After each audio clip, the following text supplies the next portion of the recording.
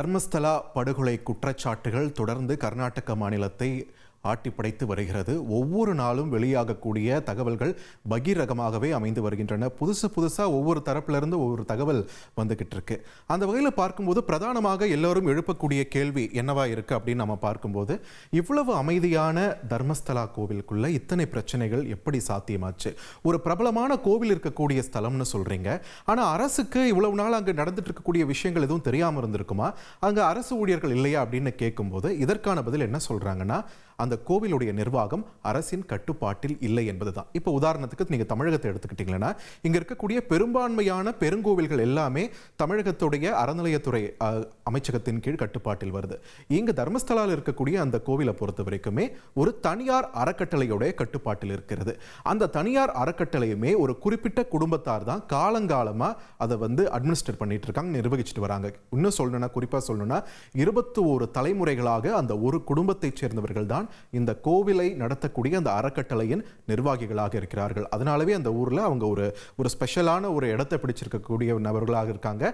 அந்த குடும்பத்தின் மூத்த நபரை தொட்டவாரு, அதாவது நம்ம தமிழ்ல சொல்லணும்னா பெரியவர் அப்படின்னு சொல்லி தான் அழைப்பாங்க. சரி, அப்போ கோவில் நிர்வாகம் அவங்க கையில தான் இருக்குன்னா அவங்கள பத்தி பேசலாமே அப்படின்னு கேட்டா, இந்த இடத்துல அந்த குடும்பத்தினர் அவங்க தரப்புல இருந்து ஒரு ஸ்டே வாங்கியிருக்காங்க பெங்களூரு நீதிமன்றத்தில். என்னன்னா, இந்த விவகாரம் தொடர்பாக தர்மஸ்தலாவில் நடந்த இந்த குற்றச்சாட்டுகள், கொலை சம்பவங்கள், இது தொடர்பாக பேசும்போது எங்களுடைய குடும்பத்தை தேவையில்லாமல் அதில் இழுக்கக்கூடாது அப்படின்னு ஒரு ஜான்டோ ஆர்டர், ஒரு ஸ்டே ஒன்று வாங்கியிருக்காங்க. யாரும் எந்த நிறுவனமும் எந்த ஊடகமும் அந்த குடும்பத்தை பற்றி பேசக்கூடாது அப்படின்றதுனால. சரி, அப்போ அரசியல் கட்சிகள் அமைதியாக இருக்கான்னு கேட்டிங்களேன்னா, அங்கே இருக்கக்கூடிய கம்யூனிஸ்ட் கட்சியைச் சேர்ந்த ஒரு எம்பி மட்டும்தான் ஓப்பனாக பேசியிருக்காரு. மதச்சார்பற்ற ஜனதாதளம் அமைதியாக இருக்கிறது. பாஜகவை பொறுத்த வரைக்கும் இது இந்து மதத்திற்கு, ஒரு இந்து கோவிலுக்கு எதிரான ஒரு குற்றச்சாட்டு, இதை ஏற்றுக்கவே முடியாது, ஒரு அடிப்படை ஆதாரமற்ற ஒரு குற்றச்சாட்டுன்னு அவங்களும் இதுக்கு மறுக்கிறாங்க. இன்னொரு பக்கம் ஆட்சியில் இருக்கக்கூடிய காங்கிரஸ் நிறைய அழுத்தங்களுக்கு பிறகுதான் ஒரு சிறப்பு புலனாய்வு குழுவை அமைக்கிறாங்க. அந்த புலனாய்வு குழுவில் இருக்கக்கூடிய 4 உயர்மட்ட அதிகாரிகளில் 2 பேர் இதில் விருப்பம் இல்லை, விலகிக்கொள்ள விரும்புவதாகவும் சில உறுதிப்படுத்தப்படாத தகவல்களும் தெரிவித்து வருகின்றன. இந்த நிலையில நம் முன் இருக்கக்கூடிய கேள்வி, இவ்வளவு அமைதியான தர்மஸ்தலத்தில் என்ன நடந்து கொண்டிருக்கிறது? ஒவ்வொரு நாளும் வெளியாகக்கூடிய அந்த பகீர் தகவல்கள், அதனுடைய பின்னணி என்ன? இந்த மர்ம மரணங்கள்னு சொல்றாங்களே, இது இந்த துப்புரவு பணியாளர் கொடுத்த கம்ப்ளைண்ட் மூலமாக தான் இப்போ வெளியில் வந்திருக்கு. அவர் 1990களில் வேலைக்கு சென்றேன்னு சொல்கிறாரு. அப்போ 90களில் தான் இது நடந்துச்சான்னு கேட்டால் இல்லை, அதுக்கு முன்னாடி இருந்தே நடந்துட்டு வருது அப்படின்ற இன்னும் ஒரு பகீர் தகவலை அந்த உள்ளூர் மக்களும் சில ஊடகங்களுக்கு தெரிவித்திருக்கிறார்கள். அந்த வகையில் ஒரு முதல் மிகப்பெரிய மரணம் அப்படின்னு நம்ம பார்க்கும்போது 1979 நடந்திருக்கு. வேதவள்ளி என்ற ஒரு பள்ளி ஆசிரியை, தர்மஸ்தலாவில் இருக்கக்கூடிய அந்த கோவிலின் அறக்கட்டளை இருக்குன்னு சொன்னோம் இல்லையா, அந்த அறக்கட்டளை பல்வேறு கல்வி நிறுவனங்களையும் நடத்திட்டு இருக்காங்க, ஸ்கூல், காலேஜ், இந்த மாதிரி இதெல்லாம் நடத்திட்டு இருக்காங்க. அப்படி இருக்கக்கூடிய ஒரு பள்ளியில தான் இவங்க ஆசிரியையா வேலை பார்த்துட்டு இருந்திருக்காங்க. இவங்க பிஎஸ்சி பிஎட் படிச்சு நல்ல ஒரு குவாலிஃபைடான டீச்சர். அந்த காலத்தில், அதாவது 70களோட இறுதியில் மிக குறைந்த குவாலிஃபைடு ஆசிரியர்கள் தான் இருந்திருக்காங்க.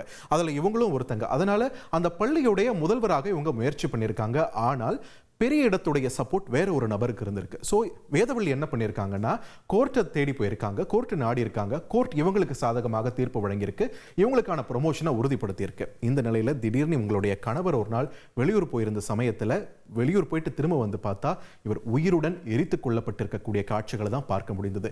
வேதவள்ளி உயிருடன் எரிக்கப்பட்டு அவங்க வீட்டு கழிவறையில் அடைக்கப்பட்டு இருக்கிறார். அந்த இடத்துல தான் அவங்க கணவர் அவங்களுடைய சடலத்தை கண்டெடுத்திருக்காங்க. 79 நடந்தது. கடந்த 10 வருடங்களுக்கு முன்னாடி வரைக்குமே கூட நிறைய பொதுக்கூட்டங்களில் வேதவள்ளியுடைய கணவர் டாக்டர் ஹர்லே இதை பற்றி பொது இடங்களில் பேசிட்டு இருக்கார். தன்னுடைய மனைவிக்கு நிகழ்ந்த இந்த கொடூரம் தொடர்ந்து கொண்டிருக்கிறது அப்படின்றதெல்லாம் பொதுக்கூட்டத்திலே அவர் பேசக்கூடிய காட்சிகளையும் இன்னைக்குமே கூட நம்மளால யூடியூப்ல பார்க்க முடிகிறது. அடுத்ததாக நடந்த ஒரு மிகப்பெரிய கொலை சம்பவம் அப்படின்ட்டு பார்க்கும்போது 1986 மாணவி பத்மலதா பியூ படிச்சுட்டு இருக்காங்க. ப்ரீ யூனிவர்சிட்டின்னு சொல்லுவாங்க, இங்கே +1 +2 இருக்கிற மாதிரி அங்கே பியூ 1ஆம் ஆண்டு 2ஆம் ஆண்டு படிச்சுட்டு இருந்திருக்காங்க. 17 வயது மாணவி இவங்க. திடீர்னு ஒரு நாள் இவங்க காணாம போறாங்க. பார்த்தா நேத்ராவதி ஆற்றங்கரையோரம் நிர்வாண கோலத்தில் இவங்க சடலமா மீட்கப்படுறாங்க. இது சம்பந்தமா உள்ளூர் மக்கள் என்ன சொல்றாங்கன்னா, பத்மலதாவுடைய தந்தை ஒரு கம்யூனிஸ்ட் கட்சி பிரமுகர். அவர் ஒரு குறிப்பிட்ட தேர்தலில் போட்டியிடக்கூடாதுன்னு ஒரு அழுத்தம் வருது பெரிய இடத்துல இருந்து. ஆனால் அதையும் மீறி அவர் களத்தில் இறங்குறார் அப்படின்ன உடனே தான் அதன் பிறகு இந்த பெண் கடத்தப்பட்டிருக்கிறார் அப்படின்ற ஒரு பகீர் தகவல் வந்திருக்கிறது. இந்த விவகாரமும் இன்னும் முற்று பெறாமல், இந்த விசாரணையில் எந்த ஒரு திசையும் போகாமல் இருக்கக்கூடிய ஒரு கேஸாக தான் இருக்கு. 86 நடந்த கொலை. ஸோ 86க்கு அப்புறம் என்ன ஆயிருக்கு, 2003 அனன்யா பட் என்ற முதலாம் ஆண்டு மருத்துவ மாணவி உடுப்பில் இருக்கக்கூடிய ஒரு கல்லூரியில் படிச்சுட்டு இருந்திருக்காங்க. அவங்க சுற்றுலா வந்திருக்காங்க தர்மஸ்தலாக்கு. நண்பர்கள் எல்லாருமே வந்து ஷாப்பிங் போகிறேன்னு சொல்லும்போது நான் கோவிலுக்கு போகிறேன்னு சொல்லிட்டு வந்திருக்காங்க. அதுக்கப்புறம் இவங்க எங்கே போனாங்கன்னே தெரியல.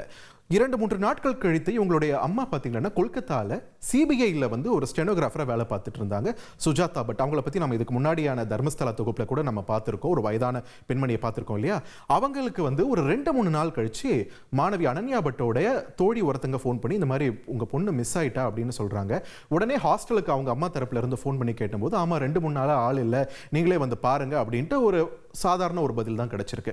உடனடியாக கொல்கத்தாவிலிருந்து வந்திருக்கிறார்கள் தர்மஸ்தலாவுக்கு. 2 நாட்கள் பயணம். ஸோ அனன்யா காணாமல் போய் 5 நாள் கழிச்சு தான் அவங்க களத்துக்கு வராங்க. யாருக்குமே எதுவுமே தெரியலன்னு சொல்றாங்க. ஸோ உள்ளூர் பொதுமக்கள் கிட்ட அனன்யாவோட புகைப்படத்தை காட்டுறாங்க. அப்போ அவங்க சொல்றாங்க, நாங்கள் பார்த்தபோது கோவில் ஊழியர்கள் சில பேர் அவங்க கூட பேசிட்டு அவங்களை அழைச்சிட்டு போனதை நாங்கள் பார்த்தோம் அப்படின்னு அங்கே அடையாளங்களை வச்சு சொன்னாங்க. போட்டோவை காட்டி அவங்க அம்மா உறுதி பண்ணியிருக்காங்க. அதன் பிறகு போலீஸ் கிட்ட போயிருக்காங்க. போலீஸ் புகாரை எடுத்துக்கொள்ளவில்லை. கோவில் நிர்வாகத்துக்கிட்ட போயிருக்காங்க. அவங்களும் திட்டி அனுப்பி வச்சுட்டு இருக்காங்க. திடீர்னு ஒரு சிலர் வந்து உங்க பொண்ணு எங்க இருக்கான்னு எங்களுக்கு தெரியும்னு கூட்டிட்டு போனவங்க அவங்கள ஒரு இடத்துல அடைச்சு வச்சு அடிச்சு கொடுமைப்படுத்தியிருக்காங்க. தலையில அடிபட்டதுல 3 மாதம் கோமாவிற்கு போனவர் மீண்டு வந்தபோது என்ன நடக்குதுன்னே புரியாம பெங்களூர்ல நிர்கதியா நின்று இருக்காங்க. அதன் பிறகு சொந்த ஊர் மங்களூர் பக்கம் இருக்கக்கூடிய தன்னுடைய கிராமத்துக்கு போனவங்க தன்னுடைய மகளுடைய நினைவால மிகவும் வாடி அவருடைய புகைப்படங்கள், அவருக்கு சொந்தமான பொருட்கள் எல்லாத்தையுமே எரிச்சிட்டாங்க. ஸோ இன்னைக்கு இந்த முன்னாள் ஊழியர் புகார் கொடுத்ததுக்கு அப்புறம் மீண்டும் ஒரு நம்பிக்கை துளிர் விட்டிருக்கு அப்படின்னு சொல்லிட்டு தான் தர்மஸ்தலாக்கு வந்து பத்திரிகையாளர்களையும் போலீசாரையும் சந்திச்சிருக்காங்க. எஃப்ஐஆர் இப்பொழுது பதிவு செய்யப்பட்டிருக்கு. அதில் தான் இத்தனை தகவலும் அவங்க பதிவு பண்ணியிருக்காங்க. ஆனால் புகைப்படம் வெளியாகல, அதனால நம்ம இங்கேயும் அதை பதிவு பண்ண முடியல. அடுத்த கொலை அப்படின்னு நம்ம பார்க்கும்போது 2010 இந்த முன்னாள் ஊழியர் பதிவு பண்ணியிருக்கக்கூடிய எஃப்ஐஆர்ல வெளியிட்டிருக்கக்கூடிய தகவலின்படி அடையாளம் தெரியாத 12 to 15 வயது மதிக்கத்தக்க ஒரு பள்ளி மாணவி, அந்த சிறுமியுடைய சடலம் பாலியல் ரீதியாக துன்புறுத்தலுக்கு ஆளாகி இருக்கிறார். அரை நிர்வாண கோலத்தில் அவருடைய சடலம் அந்த முன்னாள் ஊழியரிடம் ஒப்படைக்கப்படுகிறது. அவர் தான் இந்த மாணவியுடைய சடலத்தையும் புதைத்திருக்கிறார். இதை பற்றி ஒரு கம்ப்ளைண்ட் எதுவுமே இல்லை. அப்படியே கம்ப்ளைண்ட் கொடுத்திருந்தாலும் போலீஸ் வாங்க போறதில்லை அப்படின்றது தான் அங்க இருக்கக்கூடியவர்கள் சொல்லக்கூடிய குற்றச்சாட்டா இருக்குது. அடுத்ததாக 2012 செப்டம்பர் மாதம் நாராயணா யமுனா என்ற அண்ணன் தங்கை, அவருக்கு ஒரு 62 வயது இருக்குன்னு சொல்றாங்க. யமுனாக்கு ஒரு 45 வயது இருக்குன்னு சொல்றாங்க. இவங்க பாத்தீங்கன்னா காலங்காலமா தர்மஸ்தலாவில் இருக்கக்கூடிய கோவிலில் யானைப்பாகன் வேலையை பார்த்துட்டு வந்திருக்கக்கூடிய ஒரு தலைமுறை. நாராயணனும் அங்கே வந்து யானைப்பாகனாக தான் இருந்திருக்காரு. இவங்க வசித்து கொண்டிருந்த வீடு பார்த்தீங்கன்னா 400 ஆண்டுகள் பழமையான வீடு. தர்மஸ்தலாவில் ஒரு முக்கியமான இடத்துல அந்த வீடு இருந்திருக்கு. அந்த வீட்டையும் அந்த வீடு இருக்கக்கூடிய நிலம் சுற்று வட்டாரத்தையும் கேட்டு அவர்களுக்கு தொல்லை கொடுக்கப்பட்டதாகவும், ஆனால் அவங்க தொடர்ந்து மறுத்துக்கிட்டே இருந்ததாகவும் தகவல்கள் தெரிவிக்கின்றன. திடீர்னு பார்த்தா ஒரு நாள் அவங்க வீட்டில் மற்ற குடும்பத்தார் யாரும் இல்லாத ஒரு காலகட்டத்தில் திரும்பி வந்து பார்க்கும்போது 2 பேரும் கொடூரமான முறையில் தலையில் கல்லை போட்டு கொல்லப்பட்டிருக்கிறார்கள். இது சம்பந்தமா நாராயணன் அவருடைய மகன் என்ன சொல்றாருன்னா, இதை பத்தி நான் குற்றச்சாட்டு முன்னே எடுத்துட்டு புகாரை கொடுக்கறதுக்கு போனேன், ஆனா சரியான ஒரு ரெஸ்பான்ஸ் கொடுக்கல. இவரும் அதே குற்றச்சாட்டை தான் முன்வைக்கிறாரு. புகாருக்கு ஒரு சரியான ரெஸ்பான்ஸ் இல்லை. ஒருவேளை நடவடிக்கை எடுத்திருந்தா அடுத்து நடந்த ஒரு கொலை நடக்காமல் போயிருக்குமோ என்னமோ அப்படின்னு சொல்லியிருக்காரு. அடுத்து நடந்த கொலை தர்மஸ்தலாவுடைய பெயரையே மாற்றிடுச்சு அப்படின்றதான் சொல்லணும். ஏன்னா அதே 2012 அக்டோபர், இந்த 2 கொலைகளுக்கும் நடுவில் 20 நாள் தான் கேப்னு சொல்றாங்க. அக்டோபர் மாதம் சௌஜன்யா என்ற மாணவி, இவங்களும் பார்த்தீங்கன்னா 17 வயது பியூ படிச்சுட்டு இருக்க ஒரு மாணவி தான். அதாவது 1986 நம்ம பத்மலதா பார்த்தோம்ல, ஆல்மோஸ்ட் சிமிலர் அந்த கேஸும் இந்த கேஸும். 17 வயது மாணவி நேத்ராவதி ஆற்றங்கரையோரம் அரை நிர்வாண கோலத்தில் சடலமாக கண்டெடுக்கப்படுகிறார். பள்ளியை விட்டு திரும்பி வந்து அவங்க வீட்டுக்கு ஒரு 500 மீட்டர் நடக்க வேண்டியது இருந்திருக்கு. வழியில் அவங்களுடைய மாமா இவங்களை பார்த்துருக்காங்க. வண்டியில் போனவர் பார்த்து நலம் விசாரிச்சுட்டு அவரும் கடந்து போயிருக்காரு. இந்த 300 மீட்டர் இடைவெளியில தான் சௌஜன்யா காணாம போயிருக்காங்க. அன்று இரவு முழுக்கமே ஒரு பெருமழை பெய்திருக்கிறது தர்மஸ்தலால. அடுத்த நாள் காலையிலேயே சௌஜன்யாவை தேடி அந்த கிராமத்தில் இருக்கக்கூடிய மக்கள் அந்த காட்டு பகுதிகளெல்லாம் தேடுறாங்க. அங்க ஒரு இடத்துல ஆற்றங்கரையோரம், மறுபடியும் அதே ஆற்றங்கரையோரம் ஒரு மரத்தில் கைகள் கட்டப்பட்ட நிலையில் அவர் அணிந்திருந்த இந்த துப்பட்டாவை வச்சே அவருடைய கைகள் கட்டப்பட்டிருக்கின்றன. அவரோட ஐடி கார்டையும் வச்சு கையை கட்டப்பட்டிருக்காங்க. அரைநிர்வாண கோலத்தில் அவருடைய விலா எலும்புகளும் அடித்து நொறுக்கப்பட்டிருந்ததுன.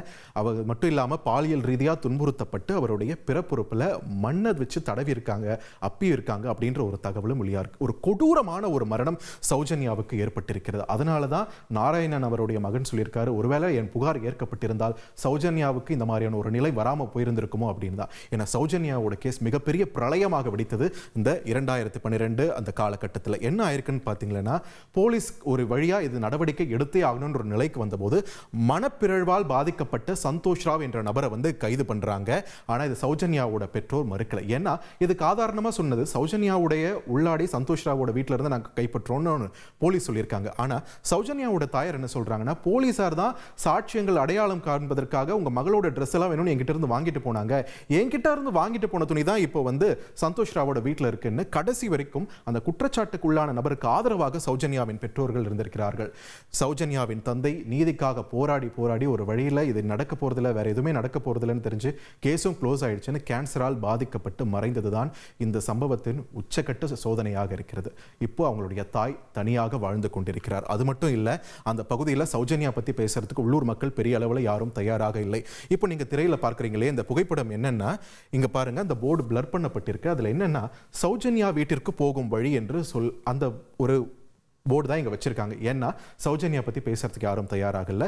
சௌஜன்யாவோட வீட்டுக்கு வழி கேட்டால் சொல்றதுக்கு யாரும் தயாராக இல்லைன்றதுனால அவங்களுடைய குடும்பத்தாரே இந்த பிளக்கார்டை வச்சிருக்காங்க. யாராச்சும் ஏதாவது தகவல் சொல்லிட மாட்டாங்களா அப்படின்ற ஒரு ஏக்கத்தினால. ஸோ இந்த நிலையில் இவ்வளவு குற்றச்சாட்டுகள் அரங்கேறி இருக்கின்றன. இது சம்பந்தமாக வேற என்ன தகவல் வந்திருக்கு, உள்ளூர் மக்கள் என்ன சொல்றாங்க அப்படின்ட்டு கேட்கும்போது, பிணங்களை அகற்றும் பணியில் ஒருவர் மட்டும்தான் ஈடுபட்டாரா, இப்போ தன்னுடைய நான் தான் இந்த வேலையை தான் பண்ணேன் அப்படின்னு சொல்லி இதை பற்றி நடவடிக்கை எடுக்கணும்னு ஒருத்தர் எஃப்ஐஆர் பதிவு பண்ணியிருக்காரு இல்லையா, அவர் மட்டும்தான் இந்த வேலையில் ஈடுபட்டாருன்னா இல்லைன்னு சொல்கிறாங்க.